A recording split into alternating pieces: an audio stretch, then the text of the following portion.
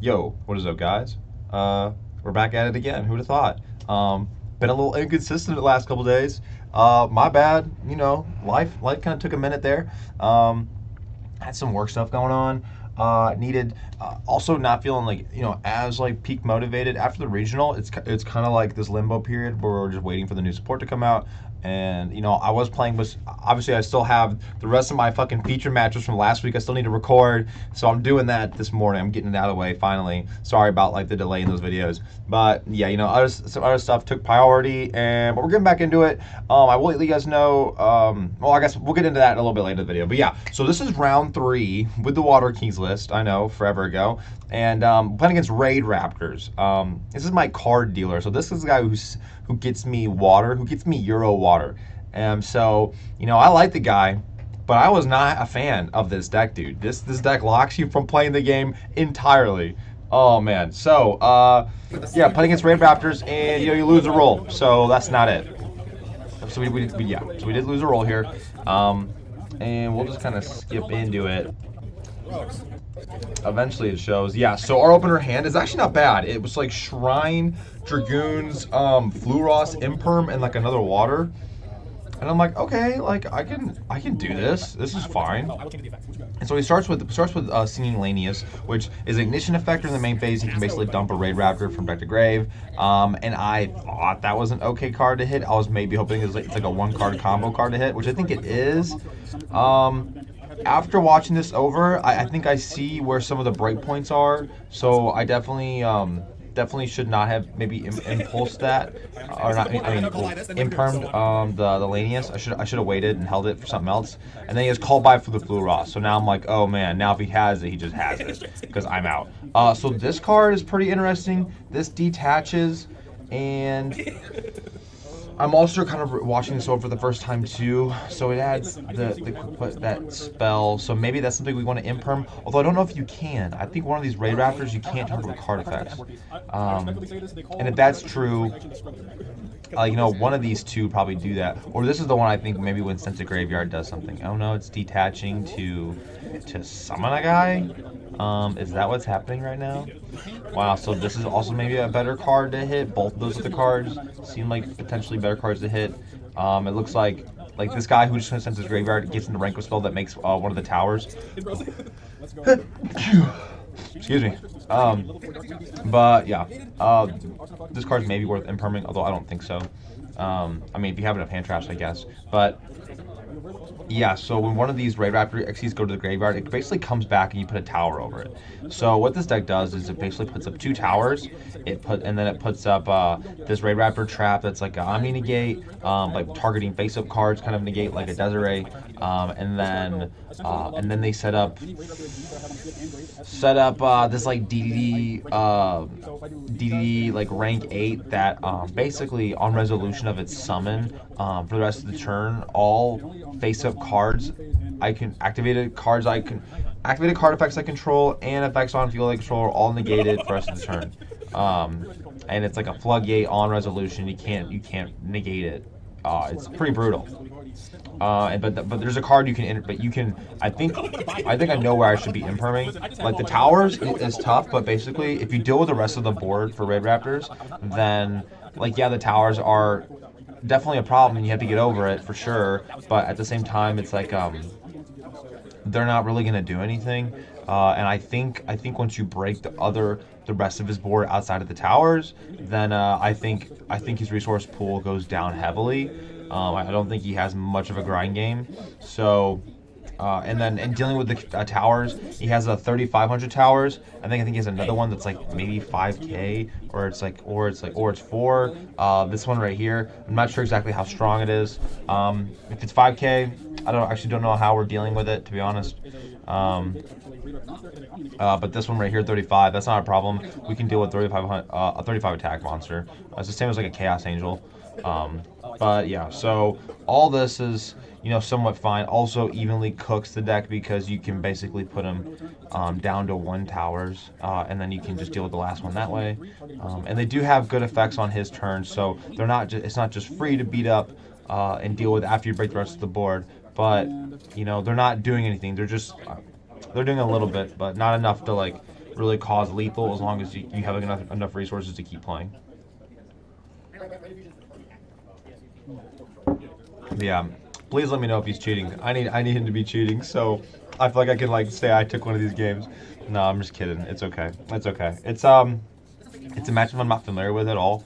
Um, and yeah, that's another new card I had not seen play. I did play against him before playing Raid Raptors. I think maybe once or twice, and it's always been dice roll dependent.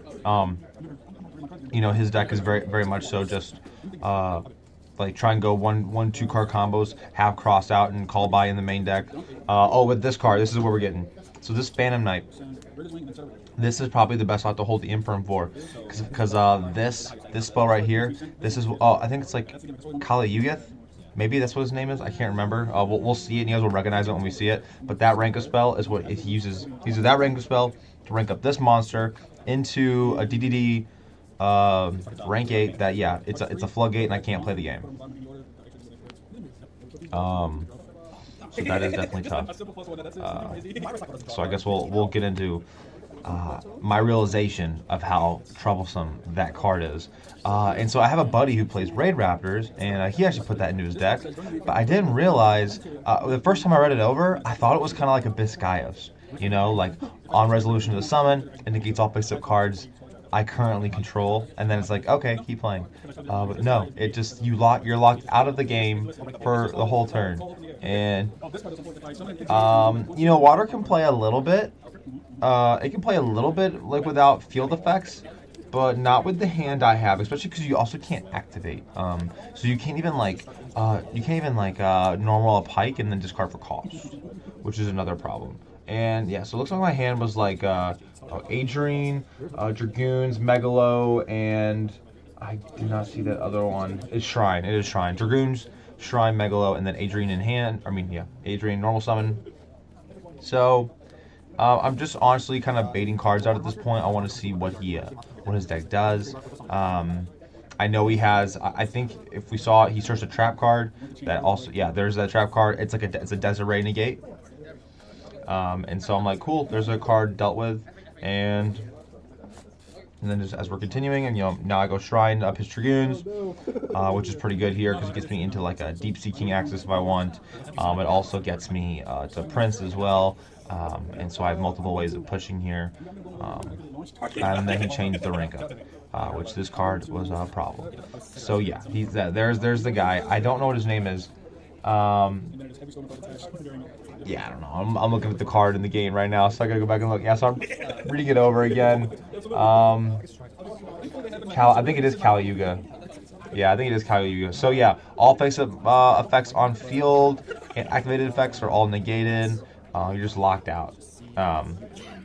And so yeah, I'm grabbing Teus, which technically I could discard, and I guess you can also grab infantry if you wanted to, but I mean, what am I doing here? There's not enough. The Teus won't be able to add, and I think once I summon Teus is when I maybe realize.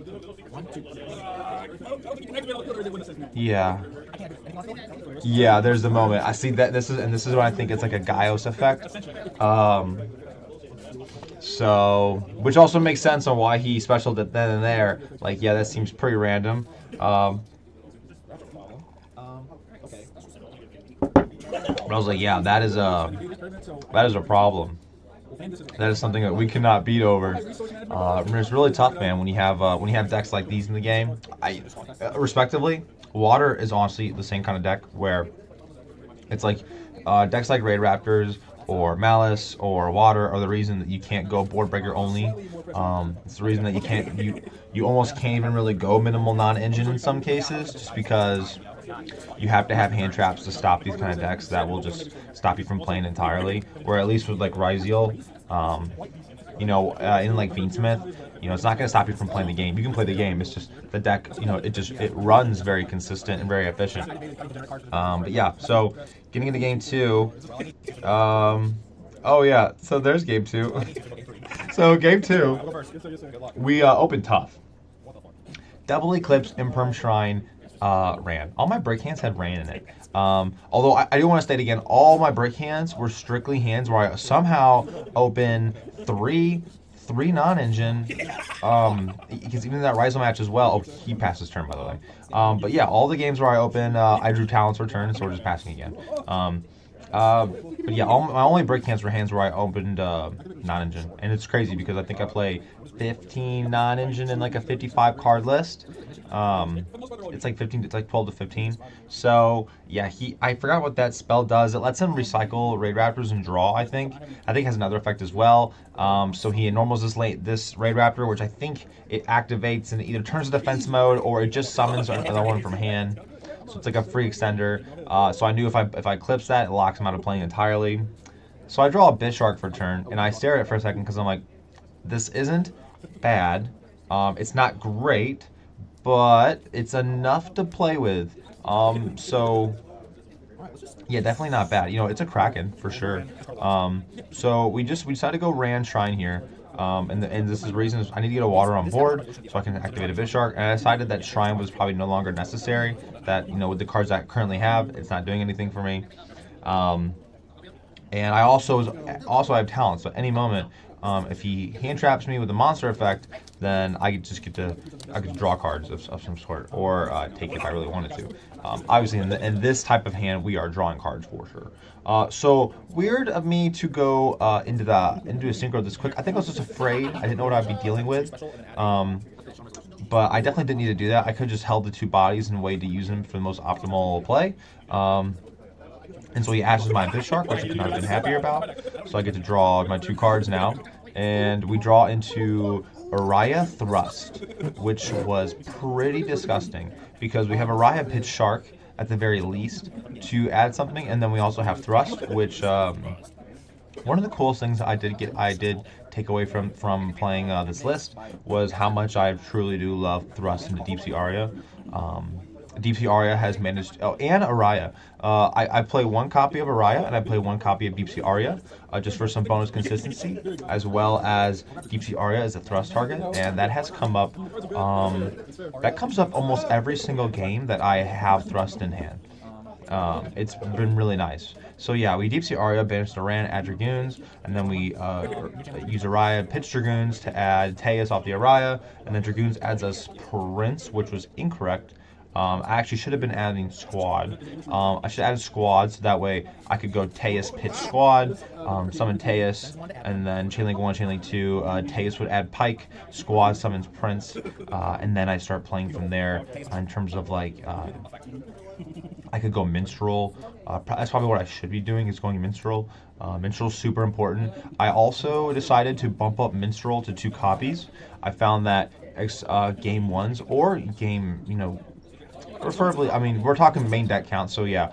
Game 1s, I noticed that when I go first and I Minstrel look at the hand, they have Nibiru, I snipe it, and then I tend to stop them from playing, but they still have the Nib in hand, and sometimes you can't just quite get lethal without passing those 5 summons.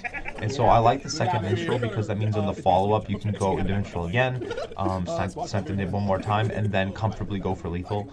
I found that to come up pretty frequently. So that was another takeaway to the list and another change I've made. But yeah, so at this point we did look at the hand. We did hit the Nib. That was the only hand trap he had. So now we're still specialing Pike off Squad. So I guess it's the same idea. I just think the other line might have been. I might have ended up with a little bit more cards. I could be wrong. Could have been the exact same situation no matter what. But I still think if I was to get hand trapped, that was definitely the right line. Going Teus Squad, Teus adding Pike, Squad summoning Prince. That was probably the correct line. But yeah, so now we Shrine Tribute Prince, summon Deep Sea King, and now we're going for a rank 4 play. He has Imperm, great. Good for you.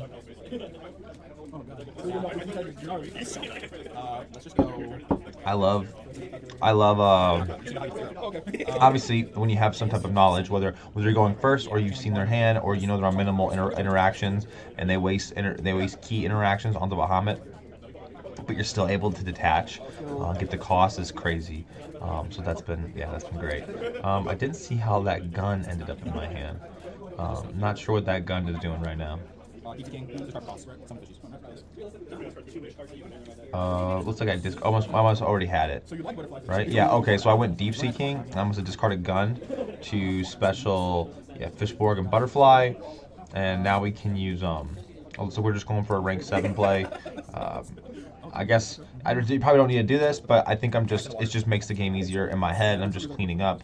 I already know I won. I just have to actually do the thing. So this is just a lot of like. This is where I do get a little sloppy around here. I do get sloppy when I know I have clear lethal. I know he has no interactions, or at least I think I know. Sometimes I'm incorrect in that thought process. But yeah, so we get there, get the AK exact, and then we go on to game 3. And game 3 was I want you guys to be aware of the actual outs we have. We have 3 Book of Eclipse. We have 3 Impulse. And when I'm talking about outs to that rank up spell that plays the Kali Yugioh. I have 4 Charmies, so 4 Charmies as pressure, 3 Imperms as hand traps. I do have 2 Nibiru as well that go into that went into the main deck here. And then, yeah, 3 Impulse, 3 Eclipse. And Droplet's not really doing it, but Eclipse is not, because you activate Eclipse to set the board so he can't use a rank up spell on a monster. So we do open Pluria Fluros, and we're feeling pretty good about that. But wait, he has a cross out, and he crossed out the Fluros. So that was unfortunate. So yeah, we're still drawing cards, but we're drawing less cards for sure. And I guess spoiler alert, this whole combo, I draw a fair amount of cards, maybe like 5-ish. And my only non-engine I draw was a Thrust. Oh, also I have evenly matched. So I just needed to be able to get evenly matched in my hand, and I would have felt very confident with actually winning this matchup. But we do not get there. We do not draw any non-engine to interrupt him the rest of this turn. So I guess in some other news while he's playing this out, your boy went to a sneak peek last night. I went to a new locals. I did not record. I wanted to just kind of check it out and get the vibe, meet the people and whatnot. And yeah, I had a pretty good time. My packs were ass. I didn't pull a single secret. I pulled 1 ultra rare, and it was the Gladiator Beast, like pet tiger thing. And I pulled an Eclipse Twins, which is like a super rare. And that was like really it. Now I was given 2 Trites, and I was given 2 teams, but no one in the store pulled the Poseidra, and that was really unfortunate. And we got to play with the sneak peek cards for this tournament. So I did not play team in my main deck or side deck, and I put in 1 Trite and replaced the Abyss Keeper for Trite. And yeah, she came up a couple times. Trite was pretty cool. Definitely made Trite alone made the deck a lot stronger going first, I'd say. And then going second, it just made the board you could build a little more interesting. Like you just had other lines you could go for. And yeah, it was pretty cool. Poseidra would have been broken. But, there was one thing I did notice when I was playing Trite. It just seemed like I was just getting one more Dragoon search than I was normally used to getting. So and a lot of the times I was searching, additional. I was really just searching Prince or a Megalo when I could have been searching like a Poseidra or a Prince to be used with a Poseidra. But yeah, so I'm not gonna play with any Poseidras. I played against Zombie Lightsworn round 1, and then I played against Malice round 2 and Ritual Beast round 3, and I went undefeated, so pretty cool. There's only 3 rounds. They basically did a win equals a pack, and so there was like 3 people who went undefeated, and I was one of the 3. But yeah, so that was cool. I got a promo card. And I got some extra packs. Packs still sucked, and no one pulled Poseidra in any of their other winning packs. So that was unfortunate. But I have, but actually, this sweet man right here is actually he'll be having Euro Poseidras for me next weekend. So we'll be getting our hands on some water cards for sure. So I'm not too worried about it. But yeah, so. I didn't. Yeah, I said I didn't record it. I didn't need to. It was just like standard Deep Sea King turbo, and So yeah, Sarah Deep Sea King Turbo, no shift, no other fishes, just 3 pikes, no ice jades. It was like a 42 card list, really nice, really clean. I don't think I ever bricked. I think I just maybe I bricked one time. I've been playing with the non-gen account a little bit. I did play one Araya, one Deep Sea Aria. Those cards were cool. I used Deep Sea Aria multiple times. I played Gund as well. Gun was cracked. Yeah, Gun was cracked. Played 2 Minstrel. Pretty happy with it. The only card I think with Triton extra deck. I guess it's okay. Back into the game. Yeah, he goes full combo as fuck. I do have thrust. I have a bunch of cards in my hand. It's all engine. I'm just hoping that I do draw Fishboard Launcher. So I'm thinking, oh, another out I technically have to that spell is I have Dragite. So with Triana in hand, I'm thinking, okay, Triana gets me into a Prince or a Pike, so I can keep playing from there. I also have 1 for 1 in my hand, and so I decided to just normal summon the Fishboard Launcher and then go straight into a Dragite. Now, little awkward here. With him having a Little Knight, the Dragite actually wasn't that great after all. And I just don't know if there was a better way to play this out. And then I felt like it was even given to me because he negated my Ice Jade spell. It was a bait. I just want to see what happened. He negates it. And then I activate Deep Sea Aria. This was incorrect. For some reason, my brain was thinking, oh, I can play now. I just negate the spell. And then he goes Little Knight and banishes my Dragite. And I'm like, that's tough. So now there's no way he doesn't have like just a single imperm sitting under one of those sets. One of them is a rank up spell and he has 2 unknowns. If I were to go on battle phase and just attempted to swing over to the Little Knight and then continue to play, it seems very unlikely.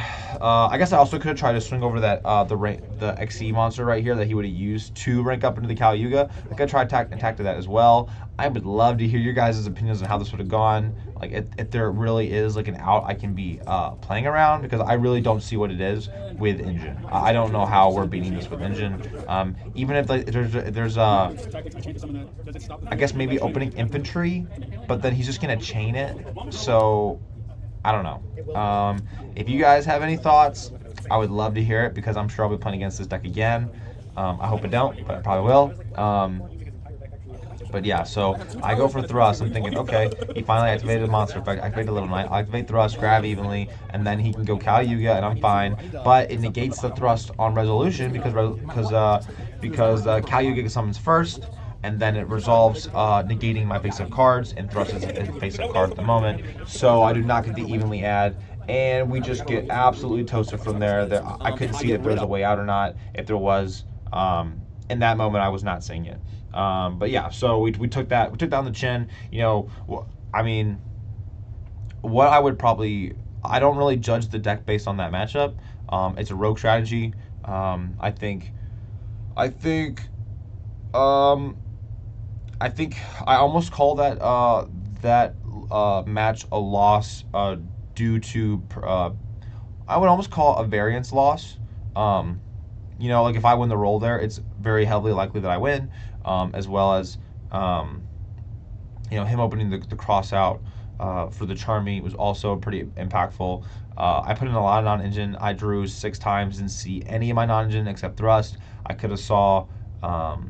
There's definitely other cards I could have seen, and so yeah, I don't know. What can you say? What can I do about this? If I win the roll, it's very likely going to my way. I lost a roll, and so it's very likely going his way, because that's what both our decks do. So yeah, that's it. So we'll get into the next match here, and then I finally get these videos all out. So I'll see you guys in the next one. Peace.